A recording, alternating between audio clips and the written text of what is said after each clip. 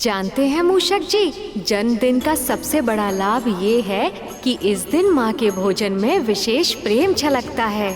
मैं ये जानने के लिए व्याकुल हूँ कि माँ आज क्या पका रही हैं, पर उन्होंने तो मुझे भीतर प्रवेश करने से ही मना किया हुआ है।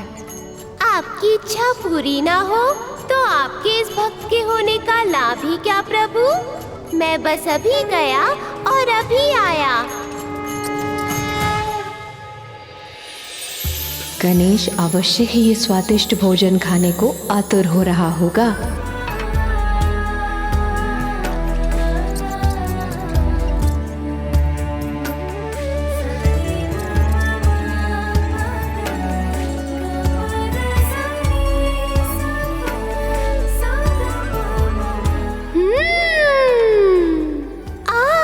सुगंध तो बहुत लुभावनी है। देखना पड़ेगा कि क्या बना है और कैसा बना है। मूषक, अभी यहाँ तुम्हारी आवश्यकता नहीं है। चलो बाहर चलो। ये मूषक जी अभी तक आए क्यों नहीं? कहाँ रह गए? गणेश जी भ्राता। तुम्हारा गुप्तचर तो पकड़ा गया। माँ ने तुम्हारे भोजन के लिए क्या क्या तैयारी की है, ये सब समय से पहले जानने में आनंद ही क्या है। और वैसे भी धैर्य तो तुम्हें रखना ही पड़ेगा, क्योंकि जब तक सभी अतिथि नहीं आ जाते उत्सव आरंभ नहीं होगा। वो तो मैं जानता हूँ भ्राता, पर स्वयं पर नियंत्रण कैसे रखूं?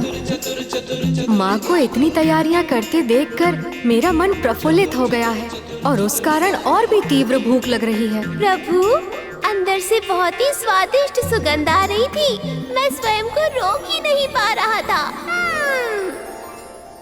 तुम्हारा जन्मदिन केवल कैलाश पर्वत पे ही नहीं, पृथ्वी लोक के कोने कोने में बनाया जाएगा गणेश। जब तक यहाँ की तैयारियां पूर्ण नहीं हो जाती, तुम वहां का भ्रमण क्यों नहीं कराते? अरे वाह, ये तो बहुत उत्तम सुझाव है पिताश्री। चलिए मूषक जी। जी प्रभु।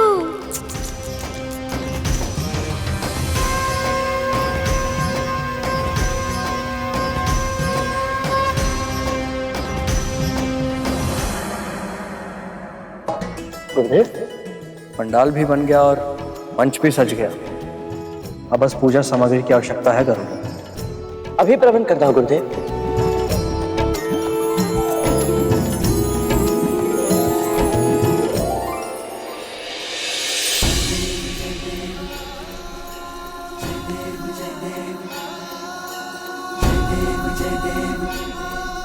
कितनी शुभतापूर्ण आरंभ हो रहा है हमारे इस नए जीवन का।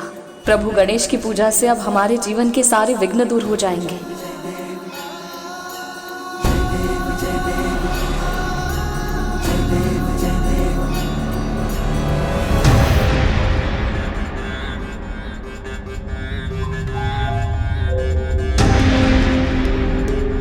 न जाने क्यों आज ये हाथ सध ही नहीं रहा।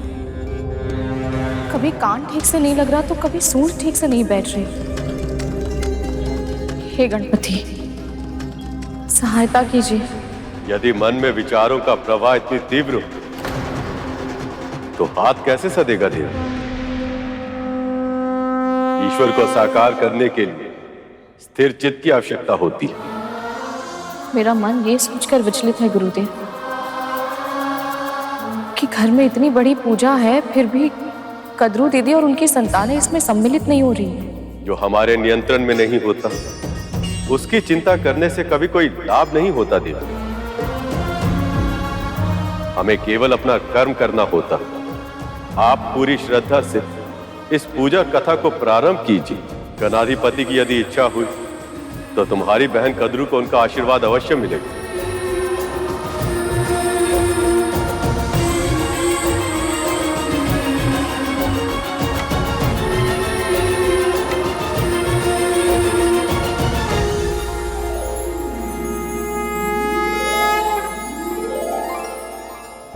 जैसे तुमने मेरी भक्त देवी बिंता के साथ छल करके उन्हें अपनी दासी बनाया था, वैसे ही मैंने भी लीला करके इन्हें मुक्त करवाया। तुम और तुम्हारे पुत्र अमृत की एक बूंद तो क्या, उसकी आभा के भी योग्य नहीं। आज नहीं तो कल अपने कर्मों का परिणाम भोगना ही पड़ता। आज से गरुड़ जैसे मांसाहारी पक्षियों के लिए नाग भी स्वाभाविक आहार होगा।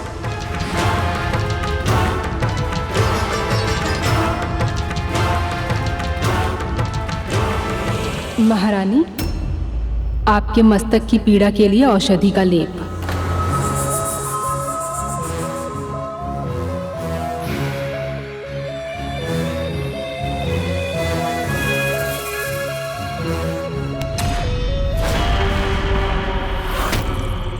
कैसा लेप बनाया तूने?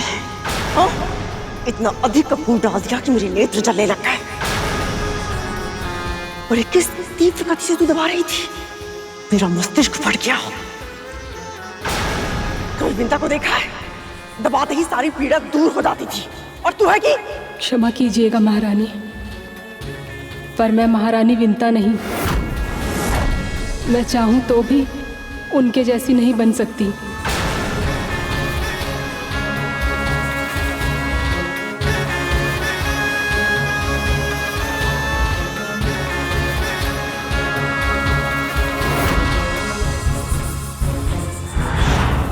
अब समझ आया?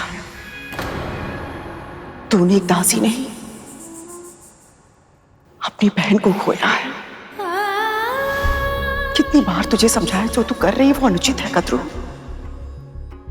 किंतु फिर भी तूने मेरी एक बार भी नहीं सुनी। तूने वही किया जो तेरे मन ने कहा। किंतु कद्रू, अभी भी देर नहीं हुई है। विंता से क्षमा मांग ली और अपनी बीच की दूरियों को सदा सदा के लिए समाप्त कर दे। भगवान गणेश की पूजा तुम दोनों के जीवन में नया अध्याय लेकर आएगी। यदि तू अपने पश्चाताप के जाल में नहीं फंसना चाहती है तो उठ और क्षमा मांग विंता से। उठ कद्रू। तुम्हें क्या लगता है मैंने जो कुछ भी किया उसके बाद वो मुझे क्षमा करेगी?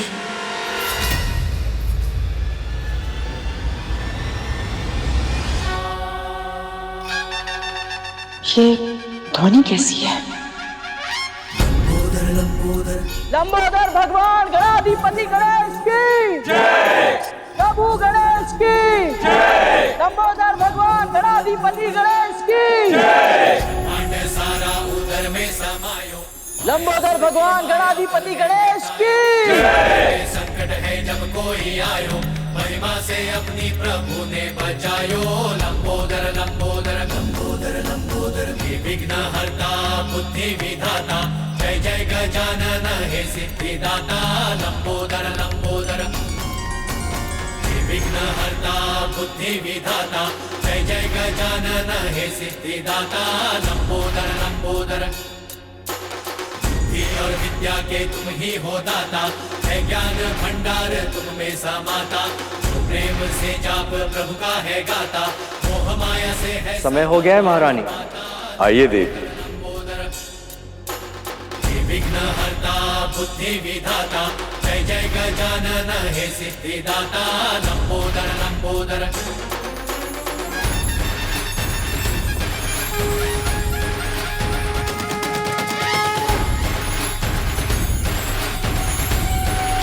लंबोदर भगवान गणाधिपति गणेश की जय। मंगलमूर्ति देव गणेशा, सर्वप्रथम ध्यावे तुझे ही हमेशा। पादपूर्ण मोदक के भोग लगावे, मनवांछित फल भक्त तुझसे है पावे। देवी, माँ गौरी के प्रतीक रूप में इस नारियल को वस्त्र और हल्दी कुमकुम लगा के यहाँ आसीन कीजिए।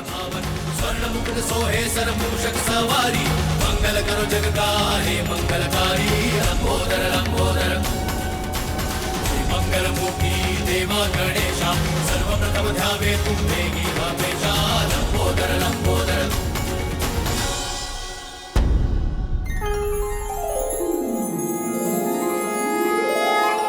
अभी ये मूर्ति पार्थिव मिट्टी से बनी और मिट्टी के समान, और ये तब तक मिट्टी ही रहेगी जब तक इसकी प्राण प्रतिष्ठा नहीं की जाती। किंतु प्राण प्रतिष्ठा हो जाने के बाद साक्षात देवता इसमें निवास करते हैं, और तब इसकी सेवा भी वैसे की जाती है जैसे कि किसी जीवित प्राणी की जानी चाहिए। उचित समय पर भोग, स्नान, आरती सभी कार्य करने होते हैं, और ध्यान रहेगा ऐसा ना करने पर दोष लगता है।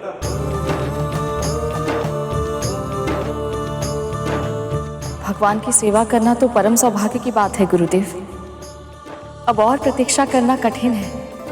कृपया शीघ्र ही प्राण प्रतिष्ठा कर दीजिए।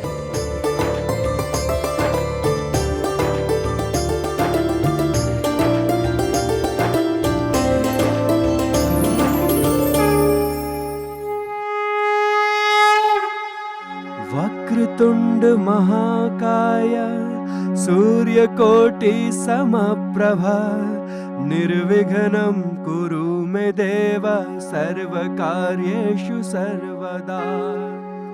ॐ बुद्धिदाताय नमः। ॐ सिद्धिदाताय नमः।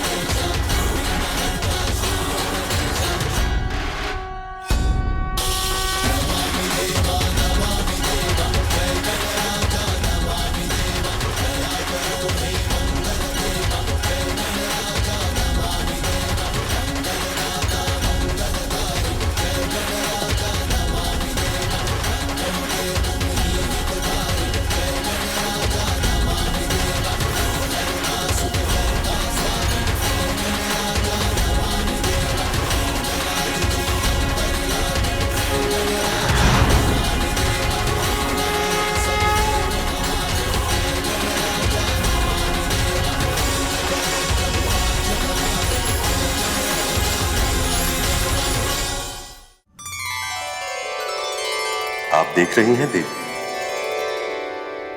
अपने जन्मदिन के अवसर पर आपके भांजे के मुख पर कितनी गहरी मुस्कान सजी है।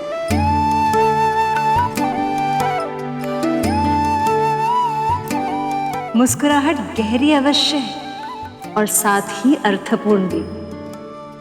और इसका क्या कारण है, ये रहस्य तो गणेश स्वयं ही बताएंगे।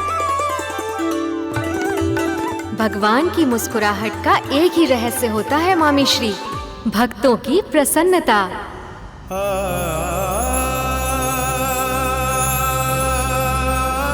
वैसे तो देवी विंता और गरुड़ ने अनेक बार मेरी पूजा की है, पर हर बार उनके मन के किसी न किसी कोने में मुझे उदासी छिपी दिख ही जाती थी। परंतु आज पहली बार दास्ता से मुक्त होने के बाद जब उन्होंने मुझे प्रणाम किया तो मुझे उनके भीतर के उल्लास का आभास हुआ मामी श्री। हम सब भी बहुत प्रसन्न हैं कि उन दोनों ने ये पूजा करने का निर्णय लिया है। इससे उनका वातावरण भी सात्विक होगा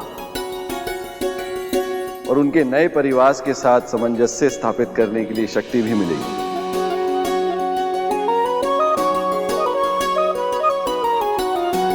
हे गणाधिपति, हम सभी की ओर से जन्मदिन की बहुत बहुत बधाई स्वीकार कीजिए।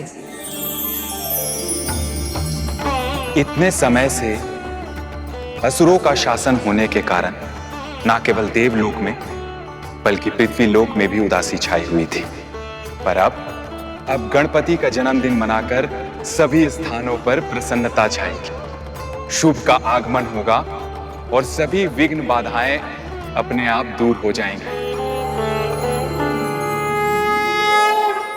अभिषेक संपन्न हुआ।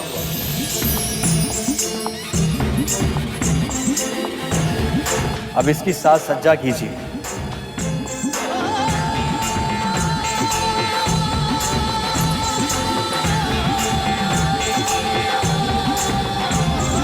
जय गणेश जय गणेश जय गणेश देवा, जय गणेश जय गणेश जय गणेश देवा, माता जाकी पार्वती पिता महादेवा, माता जाकी पार्वती पिता महादेवा। पुत्र, ये तुम्हारे लिए।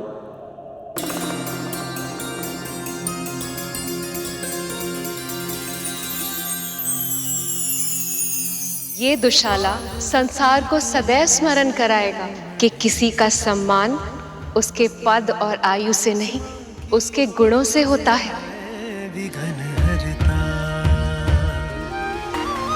अद्भुत बालक परमा प्रेम लुटाती, प्रथम देवता जग में उसे बनाती। हाँ, प्रथम देवता जग। समृद्धि का प्रतीक अपनी मामी का ये उपहार स्वीकार करो गणेश।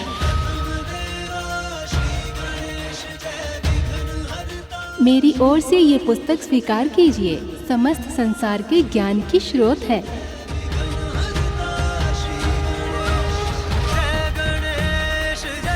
गणाधिपति, मैं सभी देवताओं की ओर से ये फूल और ये मोदक आपको अर्पित करना चाहता हूँ।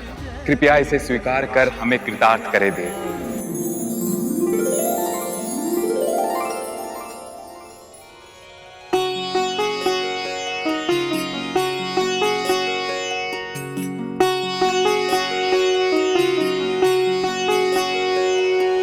जय गणेश जय गणेश जय गणेश देवा, माता जाकी पार्वती पिता महादेवा। जय गणेश जय गणेश जय गणेश देवा, माता जाकी पार्वती पिता महादेवा।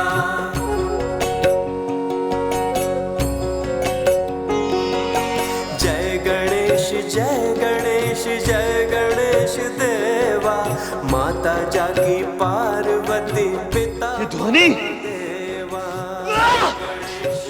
ये समाप्त क्यों नहीं होती? गणेश देवा, माता जाकी पार्वती पिता महादेवा। लंबोदर भगवान गणाधिपति गणेश की जय। ये ले गणेश तेरे प्रिय मोदक।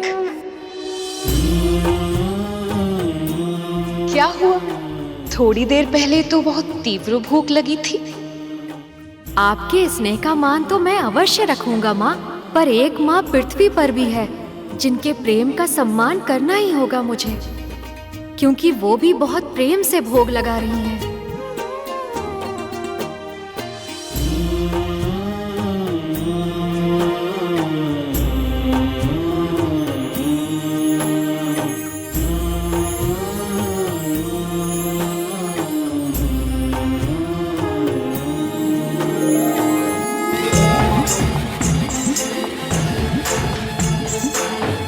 गणाधिपति ने आपका निमंत्रण स्वीकार कर लिया है देव।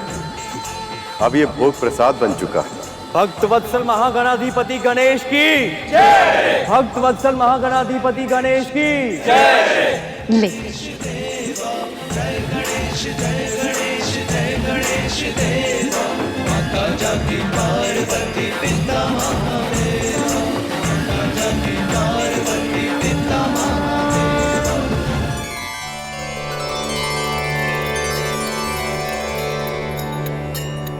लीजिए गुरुदेव, सबसे पहले प्रसाद आप लीजिए।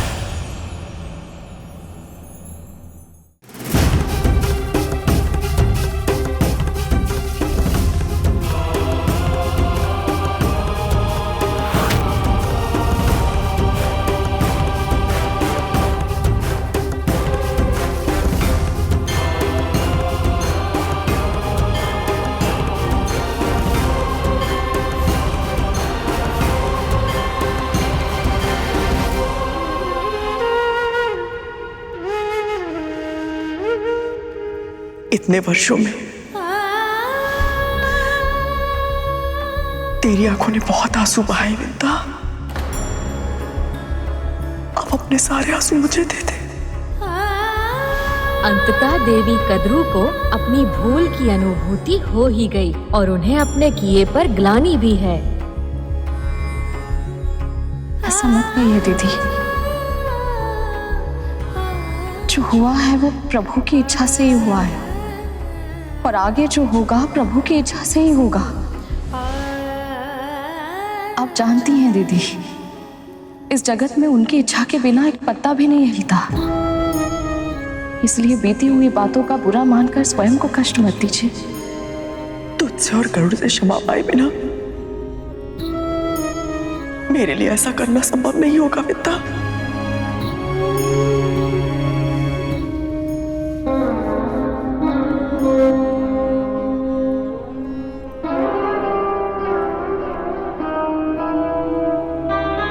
बड़ी माँ,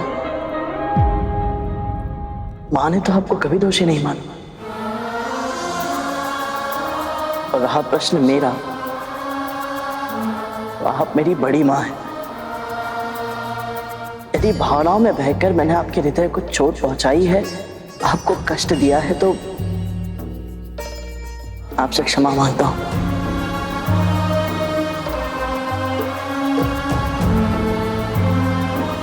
मैंने तेरे साथ इतना बुरा किया, रक्त संबंध की लाज नहीं रखी, तुझे अपना दास बनाया, अत्याचार किए, किंतु फिर भी तुम दोनों के मन में मेरे लिए दंड या प्रतिशोध तक की भावना तक नहीं है।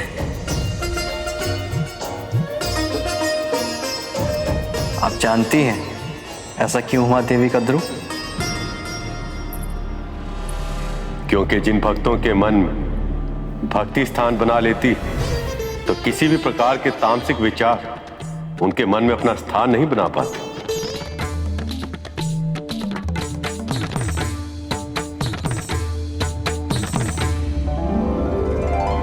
आइए दीदी।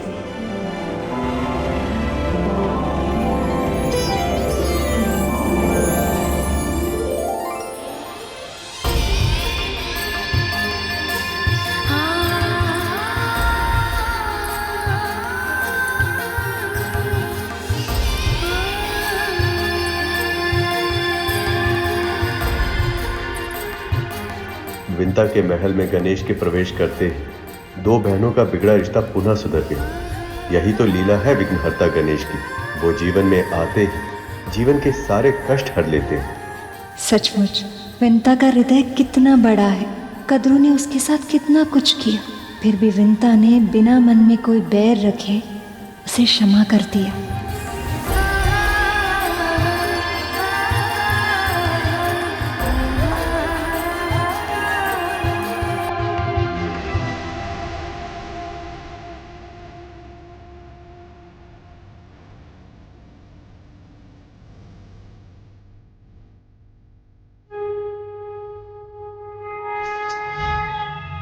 बड़ी माँ, अब आप निश्चिंत हो जाइए और हमारे साथ स्वयं प्रभु विष्णु के अंश अवतार गुरुदेव नर और गुरुदेव नारायण से प्रभु गणेश के जन्म और उनकी महानता की कथा सुने। यह अनुभव बहुत अद्भुत होगा बड़ी माँ।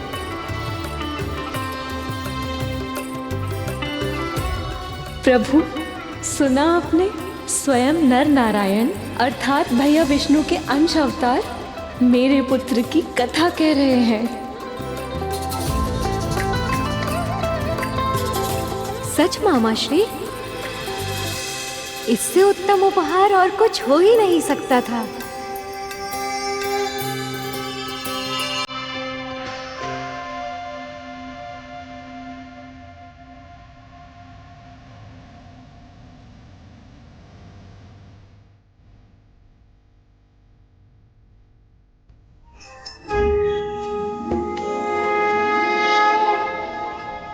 गुरुदेव, मुझे प्रभु गणेश के बारे में बहुत कुछ जानने का मन है। जैसे इनका मुख हाथी जैसा क्यों है? मैंने माँ से सुना था कि स्वयं महादेव भी उन्हें जन्म के वक्त पहचान नहीं पाए थे। और हाँ, इन्हें प्रथम पूजनी क्यों कहा जाता है? विघ्नहर्ता, ये विघ्नहर्ता क्यों है गुरुदेव? मैं सबको जानना चाहता हूँ गुरुदेव, ये भी कि मूषक इनकी सवारी कैसे बने और इन्हें दुर्वा घास और मोदक का भोग क्यों चढ़ाया जाता है? आज तुम्हारे सभी प्रश्नों का उत्तर मिलेगा गरुड़। और उसके साथ ही हम सभी को मिलेगा जीवन की अनेक समस्याओं का समाधान। इसलिए आप सब पूरे मनोयोग से श्री गणेश की कथा को सुनो।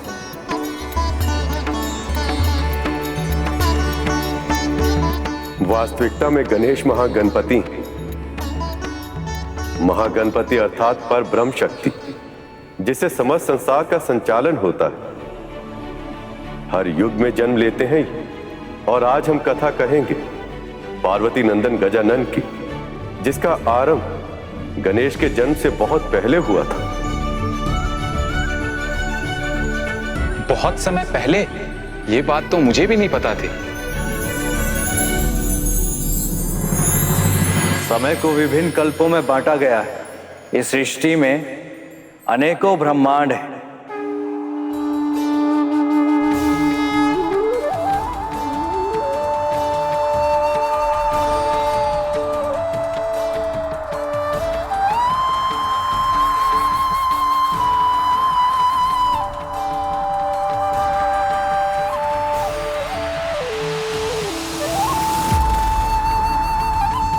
और हर ब्रह्मांड में जीवन का संचालन उसी प्रकार होता है जैसा इस ब्रह्मांड में हो रहा है।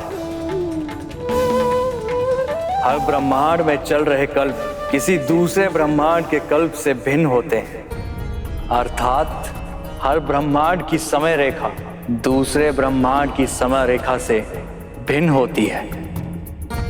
जो एक ब्रह्मांड में समाप्त हो रहा होता है, वही दूसरे ब्रह्मांड में आरंभ हो रहा होता है।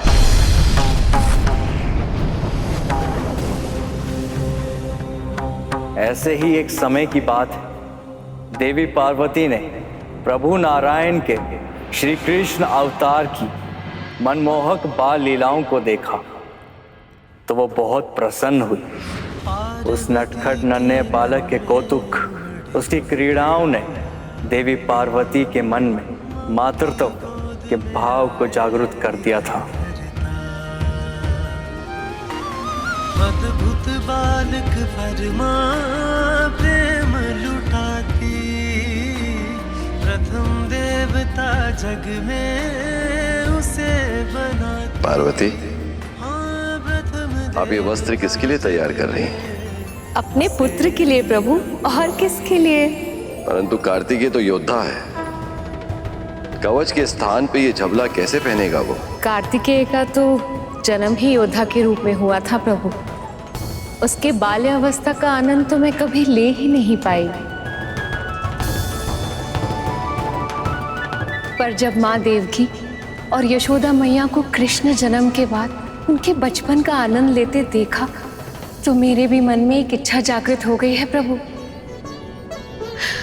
मैं भैया विष्णु के अवतार कृष्ण जैसा ही एक बालक चाहती हूँ जिसे मैं गोद में खिला सकूं। मैं उसके लिए लोरियां गाना चाहती हूँ प्रभु। ममता के रस में डूबकर उस अद्भुत आनंद का अनुभव करना चाहती हूँ जिसका सौभाग्य मुझे अब तक नहीं मिला। तब तो आपको पुण्यक व्रत रखना होगा देवी। पुण्यक व्रत पूर्ण करने से देवी पार्वती को मन चाहे संतान की प्राप्ति हो सकती है। पुण्यक व्रत? आप अचानक से उदास क्यों हो गई देवी? जब मैं आपको पति के रूप में पाना चाहती थी तब मैंने आपके लिए 1 सहस्त्र वर्षों तक तपस्या की थी प्रभु। क्या मुझे पुत्र प्राप्ति के लिए इतनी लंबी प्रतीक्षा करनी होगी महादेव?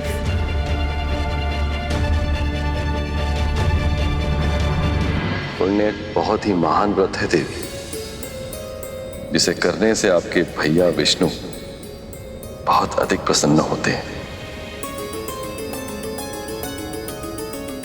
मुझे पूरा विश्वास है यदि आप उसे शुद्ध हृदय से करेंगी तो आपके मन की इच्छा शीघ्र पूर्ण होगी। तो फिर मैं तैयारी अभी करती हूँ। पार्वती। जी प्रभु। नवजात शिशु के लिए ये तनिक बड़ा नहीं?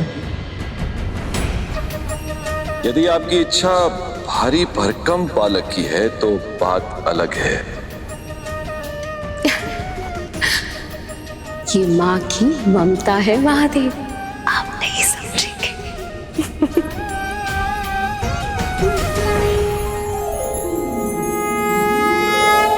ओम नमः शिवाय। ओम नमः शिवाय। ओम नमः शिवाय। ओम नमः शिवाय। ओम नमः शिवाय।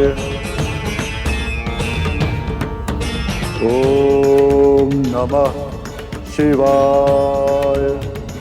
ओम नमः शिवाय। पर जहां जन्म होता है वहीं कहीं आसपास मृत्यु भी छिपी होती। हाथ लगा अपने समय की प्रतीक्षा करते हुए पाताल लोक में निवास कर रहे दो असुर भाई, जो स्वभाव में बिल्कुल विपरीत थे, अपनी अपनी प्रवृत्ति के अनुसार अपनी स्वार्थ सिद्धि के लिए संसार का विनाश करने की तैयारी कर रहे थे। एक और मां पार्वती पुत्र प्राप्ति की कामना में व्रत करने जा रही थी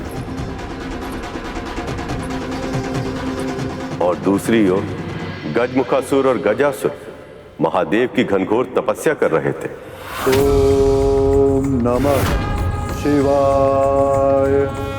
ओम नमः शिवाय। सुखी और संतुष्ट जीवन जीने के लिए जितनी सांसारिक आवश्यकता होती है उससे कहीं अधिक समृद्ध थे दोनों असुर। गजमुखासुर को गंदी मिट्टी या कीचड़ में रहना और घोंगे जैसे प्राणियों को खाना अति प्रिय था, जबकि गजासुर को स्वर्ण से बहुत अधिक प्रेम थे। पर अपनी इच्छा अनुसार सब कुछ पाने के बाद वो दोनों संतुष्ट नहीं थे, क्योंकि वो अपनी तुलना इंद्र और अन्य देवताओं से करते रहते, स्वर्ग पर शासन करना चाहते थे। पर अपने प्रयासों में निरंतर पराजित होने के बाद उन्होंने महादेव को प्रसन्न करने का निश्चय किया।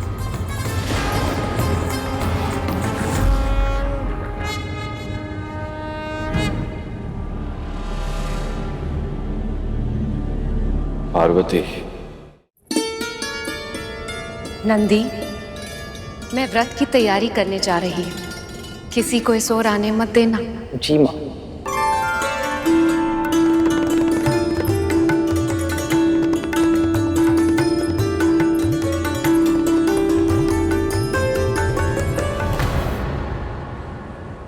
ओम नमो नारायणाय। ओम नमो नारायणाय। ये तो प्रभु हैं और वो इसी ओर आ रहे हैं। माता ने किसी को भी भीतर प्रवेश करने से रोकने का आदेश दिया था, किंतु मैं प्रभु को कैसे रोक सकता हूँ?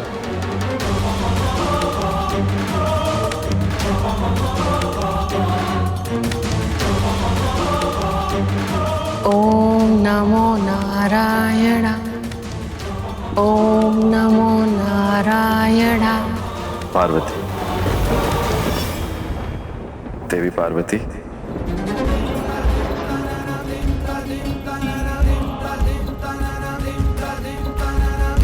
प्रभु आप?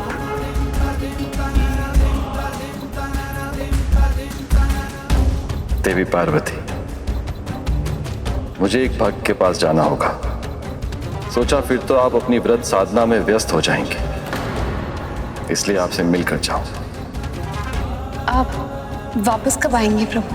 भगवान भक्त की इच्छा से संचालित होते हैं, ये कहना कठिन होगा।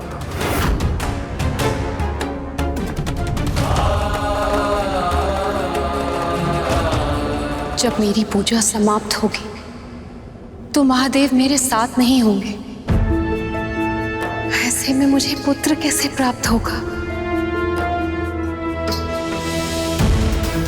नंदी। नंदी,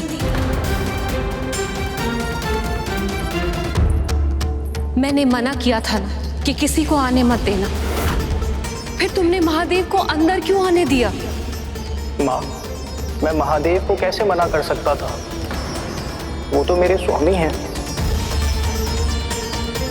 महादेव नंदी के स्वामी हैं, सभी शिवगणों के स्वामी, इनके आराध्य, इनके अपने। तो फिर इस कैलाश पर कोई ऐसा भी तो होना चाहिए जो मेरा हो, मेरा अपना, जो केवल मेरी आज्ञा का पालन करे। उस समय देवी पार्वती को पता ही नहीं था कि उनकी ये इच्छा उनके पुत्र के प्राणों को संकट में डाल देगी।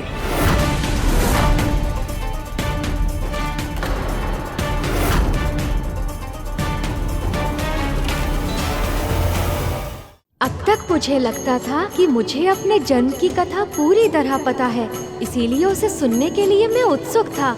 पर अब ये नई बातें कहकर इन्होंने मेरी उत्सुकता को और भी अधिक जागृत कर दिया है। ये कथा तो मैं भी जानना चाहता हूँ माँ।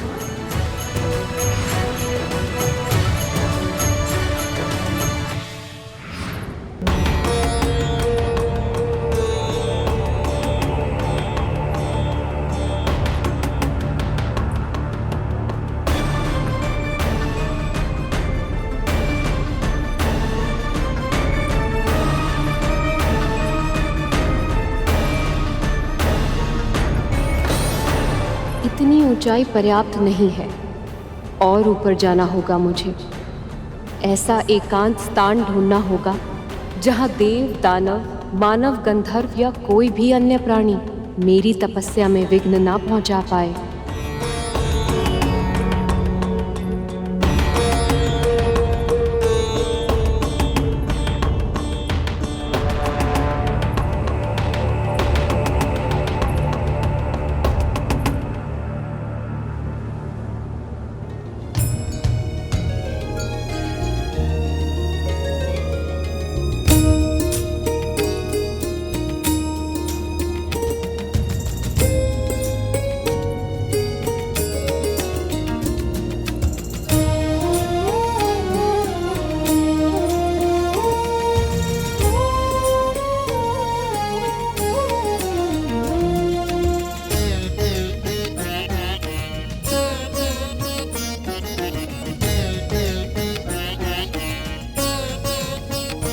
ओम नमो नारायणाय।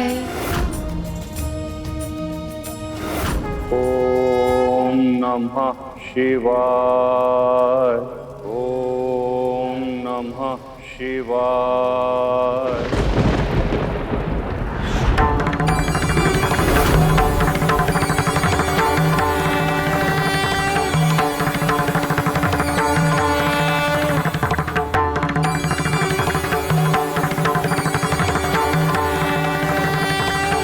प्रणाम महादेव। तुम्हारी तपस्या से मैं प्रसन्न हूं गजमुखासुर। मांगो, क्या वर चाहिए तुम्हें? अमरता के अतिरिक्त कुछ भी मांग सकते हो तुम।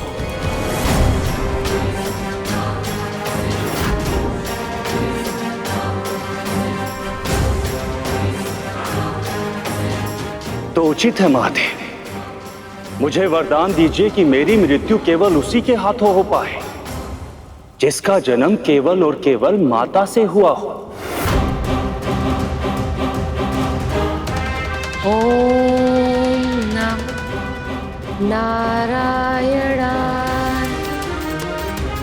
जिसके पिता ने स्वयं उसका शीश काटकर पुनः जोड़ा हो। ओम नमो नारायणाय। और जिसका तन तो सामान्य हो किंतु उसका शीश हाथी का हो।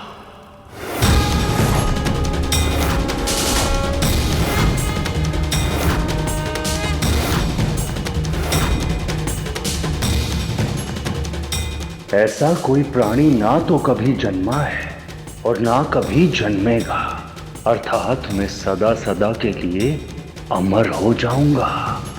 यदि नियति का यही निर्णय है तो यही सही। जो भी प्राणी जन्म लेता है उसका अंत भी निश्चित है, और गजमुखासुर के अंत को नियति ने उसको वरदान मिलने से पहले ही सुनिश्चित कर लिया था। नमो नारायण। पक्षीराज गरुड़ के साहस भरे कारनामे देखने के लिए चैनल को सब्सक्राइब करें और साथ ही बेल आइकॉन दबाना न भूलें।